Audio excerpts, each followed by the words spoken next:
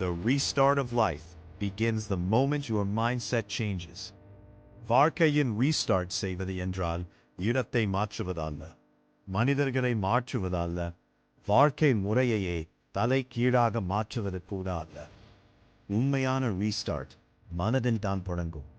மனதின் திசை மாறும் அந்த ஒரே நொடியில் தான் தொடங்கும்.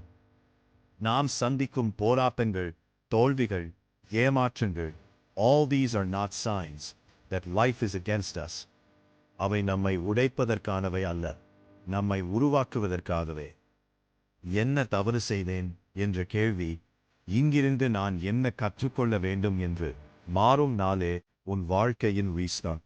இந்த மாற்றம் மென்மையானதல்ல, அது வலியுடனானது.